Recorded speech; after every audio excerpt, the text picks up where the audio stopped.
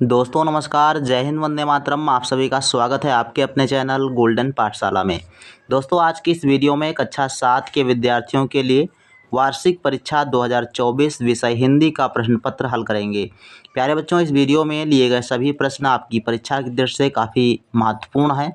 इस वीडियो को आप अगर पूरा देखते हैं और अच्छे से सभी प्रश्नों को हल कर लेते हैं तो 100% आपके यहाँ से प्रश्न आने वाले हैं। तो आइए शुरू करते हैं वीडियो को। सबसे पहला बात आपको जो याद रखनी है, अनुक्रमांक और नाम डालने के बाद समय आपको देखना है 2.5 घंटे मिलेगा और पूर्णांक 100 का रहेगा।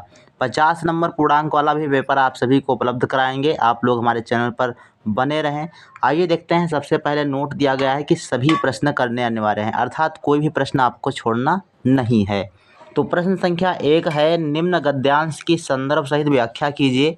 इसके लिए आपको 8 अंक दिए जाएंगे।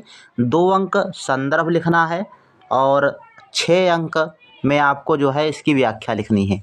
तो सबसे पहले आपको संदर्भ कैसे लिखना है, तो अपनी कॉपी पर उत्तर नंबर 1 डालेंगे, उसके बाद संदर्भ हेडिंग डालेंगे और संदर्भ हेडिंग डालने के बाद इसके आगे आपको लिखना है। आप लोग, हम बोलते जा रहे हैं, आप लोग नोट कर लीजिएगा। लिखना आपको ये है, प्रस्तुत गद्यांश हमारी पाठ्य पुस्तक दीक्षा के क्या निराश हुआ जाए नामक निबंध से लिया गया है। यह निबंध हजारी प्रसाद द्विवेदी द्वारा लिखा गया है या इसके लेखक हजारी प्रसाद द्विवेदी जी हैं। इस प्रकार से इसका संदर्भ आप लिख सकते हैं। पूरे 2 नंबर आपको मिल जाएंगे। और संदर्भ लिखने के लिए आपको पाठ का नाम और पाठ के लेखक का नाम आपको याद होना चाहिए, आपका संदर्भ बन जाएगा। सब में आपको इसी प्रकार से लिख देना है। इसके बाद व्याख्या है डालेंगे और व्याख्या में आपको इसको थोड़ा सा बढ़ा चढ़ा के लिख देना है, आपका कंप्लीट हो जाएगा। प्रश्न संख्या 2 है, निम्नलिखित पद्यांश का संदर्भ सहित अर्थ लिखो, जिसके लिए आपको 8 नंबर दिए जाएंगे। जिस प्रकार से पहला प्रश्न था गद्यांश के रूप में, उसी प्रकार से पद्यांश के रूप में ये आपका दूसरा प्रश्न है। इसमें देखो दिया गया है कि यह हार एक निराम है, जीवन महासंग्राम है, तिल तिल मिटूंगा पर दया की भीख मैं लूँगा नहीं, वरदान मांगूंगा नहीं। अब इसके संदर्भ आपको लिखना है और इसकी व्याख्या यानी अर्थ इसका लिखना है।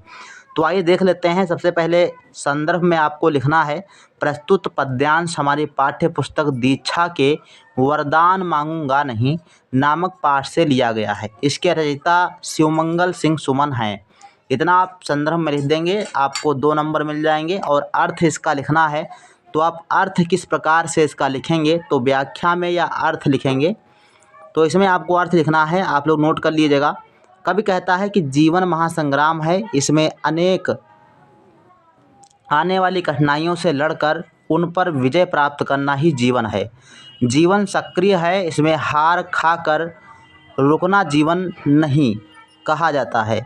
कवि का शरीर लड़ते हुए भले ही थोड़ा थोड़ा करके घिस जाए, परंतु वह किसी की दया नहीं चाहता, उसे कोई वरदान मांगने की जरूरत नहीं है। तो इस प्रकार से आप जो है इसका अर्थ लिख सकते हैं। प्रश्न नंबर 3 है, निम्नलिखित प्रश्नों के उत्तर दीजिए। इसमें आपको 4 प्रश्न दिए गए हैं, चारों के उत्तर लिखना है। 2-2 अंक में है, अर्थात आपको 8 अंक यहाँ से मिलेंगे। तो का क्वेश्चन कहता है कि क्या कारण है कि आजकल हर व्यक्ति संदेह की दृष्टि से देखा जा रहा है। तो का प्रश्न का उत्तर आपको लिखना है, आजकल लोग दोषी अधिक और गुणी कम दिखाई देते हैं। इसका कारण यह है कि गुणों पर ध्यान कम दिया जाता है और दोषों को बढ़ा चढ़ाकर दिखाया जाने लगा है। इस प्रकार से आप अगर उत्तर लिखेंगे तो आपको पूरे अंक मिलेंगे। खा क्वेश्चन दिया गया है कि वनरक्षक को राजा पर क्या संदेह होता है, तो राजा पर जो है बदमाश होने का शक होता है, संदेह होता है। और गा क्वेश्चन दिया गया है कि लेखक के मन में कविता सुनाने की इच्छा क्यों होने लगी थी, तो इसका कारण थोड़ा सा लंबा है, आप लोग उसको अपने किताब से देख करके लिख लीजिएगा। और घा क्वेश्चन जो दिया गया है कि वनरक्षक को उसकी नेकी और ईमानदारी का क्या फल मिला था, तो इसका बच्चों सही आंसर लिख लीजिएगा कि वनरक्षक को उसकी ईमानदारी और नेकी के लिए 1 तलवार और 1000 रुपये सालाना पुरस्कार के रूप में जीवन भर मिलना प्रारंभ हो गया था। तो ये आप जो है ले सकते हैं। क्वेश्चन नंबर 4 दिया गया है कि निम्नलिखित शब्दों के अर्थ लिखिए। इसमें 5 शब्द दिए गए हैं, इनके अर्थ आपको लिखना है, 5 अंक आपको मिलेंगे। पहला शब्द दिया गया है अपमान। अपमान का मतलब होता है निरादर। क्षमता, क्षमता का अर्थ होता है योग्यता। तम मीन्स होता है अंधेरा। आस्था मीन्स यकीन या विश्वास। और यकीन मीन्स होता है विश्वास। तो दोनों आस्था और यकीन दोनों को आप विश्वास अर्थ ले सकते हो। और 5 नंबर क्वेश्चन दिया गया है, इसमें मुहावरे का अर्थ और वाक्य प्रयोग लिखना है। 6 अंक यहाँ से मिलेंगे और कोई 2 आपको करना है। तो का वाला दिया गया टस से मस ना होना, इसका अर्थ लिखिएगा स्थिर रहना और इसका वाक्य प्रयोग लिखिएगा दादी अपने निर्णय से टस से मस ना हुई। खा क्वेश्चन दिया गया है, इसमें हृदय से लगाना का मतलब है प्यार करना। दादी ने डॉक्टर प्रभात को हृदय से लगा लिया, ऐसे वाक्य प्रयोग लिख लेंगे। और गा वाला दिया गया है कि मुस्कान लुप्त हो जाना अर्थात फिक्र में पड़ जाना। परिचय हो जाने पर डॉक्टर प्रभात की मुस्कान लुप्त हो गई। इस प्रकार से आप जो है लिख सकते हैं। प्रश्न संख्या 6 दिया गया है, निम्नलिखित का हिंदी में अनुवाद कीजिए। तो इसका अर्थ यानी हिंदी में अर्थ लिखना है आपको। तो लिख देंगे अयम बालकः ध्रुवा अस्ति, यह बालक ध्रुव है। अस्य जनकः महाराजा उत्तानपादः आसीत्, इसके पिता महाराजा उत्तानपाद थे। तस्य धर्मपत्नी सुनीति रूपवती गुणवती पतिव्रता चा नारी आसीत्, उसकी पत्नी सुनीति रूपवती गुणवती और पतिव्रता नारी थी। सर्वगुण संपन्नः अपि राजा संतान विहीनः तदर्थम चिंतातुरः अभवत्, सब गुणों से संपन्न होकर भी राजा संतानहीन होने से चिंता आतुर थे। महिमती सुनीति द्वितीयं विवाहं कर्तुं तम अकथयत, बुद्धिमती सुनीति ने उससे दूसरा विवाह करने के लिए कहा। तो इतना आप इसका अर्थ लिख सकते हैं, जिसके लिए आपको 8 अंक मिल जाएंगे। 7 नंबर क्वेश्चन के जवाब आपको देना है और वो उत्तर देना है केवल एक शब्द में। इदम पत्रम कह अलिखत, यानी यह पत्र कौन लिखता था।